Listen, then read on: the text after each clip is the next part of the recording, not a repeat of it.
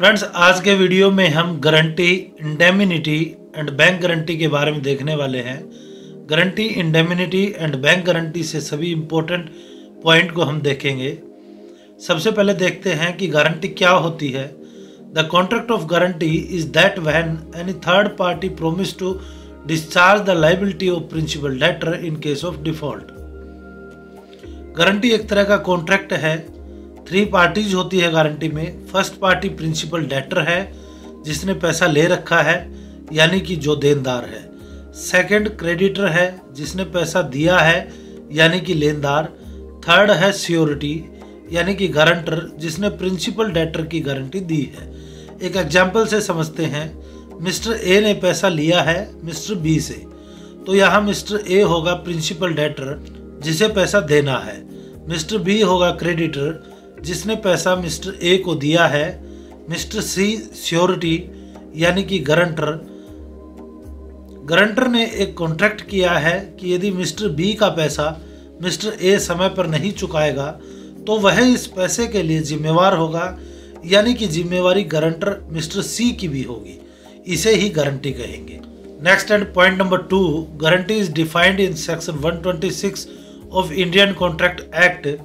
Guarantee को section 126 of Indian contract act में define किया गया है। Next and point number 3, guarantee can be oral and written. Guarantee oral यानी कि मौखिक, रिटन यानी कि लिखित, दोनों तरह की हो सकती है। Point number 4, anything done for benefit of principal debtor will be sufficient consideration for contract of guarantee. किसी भी कॉन्ट्रैक्ट में कंसिडरेशन का होना जरूरी है। यहाँ कॉन्ट्रैक्ट ऑफ गारंटी में प्रिंसिपल डेटर के बेनिफिट के लिए जो कंसिडरेशन है उसे ही मान लिया जाएगा। नेक्स्ट, गारंटी 2 टाइप की हो सकती है, specific guarantee and continuing guarantee. Specific guarantee, जब गारंटी किसी सिंगल ट्रांजैक्शन के लिए दी जाए, जैसे कि टर्म लोन में दी जाने वाली गारंटी स्पेसिफिक होगी, क्योंकि टर्म लोन में वन टाइम डिसबर्समेंट की जाती है, तो यहाँ गारंटर की लायबिलिटी को उसी स्पेसिफिक ट्रांजैक्शन के लिए लिया जाता है।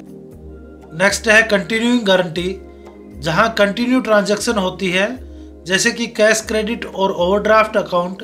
इन अकाउंट में ट्रांजैक्शन कंटिन्यूसली होती रहती है, जिसके साथ साथ गारंटी भी क्रिएट होती रहती है। नेक्स्ट पॉइंट है nature of guarantor liability. Liability of the guarantor is contingent. It may or may not arise if borrower does not repay the loan, then liability of guarantor will be same that of the principal debtor.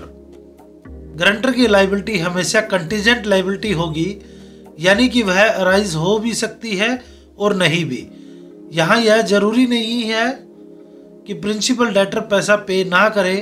अगर principal debtor timely repayment करता रहेगा तो guarantor की liability arise नहीं होगी, लेकिन जब principal debtor पैसा पे नहीं करेगा तो गारंटर की लायबिलिटी अराइज होगी। तो यहाँ संभावना दोनों तरह की रहती है, इसलिए इसे कंटीजेंट लायबिलिटी कहा जाता है। नेक्स्ट पॉइंट है right of subrogation. When on default by principal debtor, guarantor make payment, he become entitled to all rights and remedies which bank had against the principal debtor. जब principal debtor द्वारा default किया गया और guarantor ने उसकी payment कर दी, तो guarantor के पास ऑटोमेटिकली वो सभी राइट एंड रेमेडीज आ जाएंगे जो बैंक या क्रेडिटर के पास थे। अब गारंटर उनका उपयोग करके अपना पैसा प्रिंसिपल डेटर से वसूल सकेगा। इसे ही राइट ऑफ सबोर्गेशन कहेंगे। नेक्स्ट टॉपिक है indemnity. Point number 1, indemnity is defined in section 124 of Indian contract act. Indemnity को इंडियन कॉन्ट्रैक्ट एक्ट में डिफाइन किया गया है। Next and point number 2, in case of indemnity, one party promise to save the other party from loss by conduct of promisor of third party. Indemnity में एक party किसी दूसरी party को होने वाले लॉस से बचाने का प्रोमिस करती है। यह लॉस किसी थर्ड पार्टी से भी हो सकता है। Next and point number 3, person who make promise is called indemnifier. जिस पर्सन द्वारा प्रोमिस किया जाएगा उसे इंडेमनीफायर कहेंगे। Next and point number 4, other person is called indemnified. दूसरे पर्सन को इंडेमनीफाइड कहेंगे। Next and point number 5, there are 2 party in contract of indemnity contract of indemnity में 2 पार्टी होगी, indemnifier and indemnified. Next and point number 6, insurance is a contract of indemnity. Insurance एक तरह का indemnity का contract है। Next and point number 7, in case of suit indemnified can recover damage payable in suit.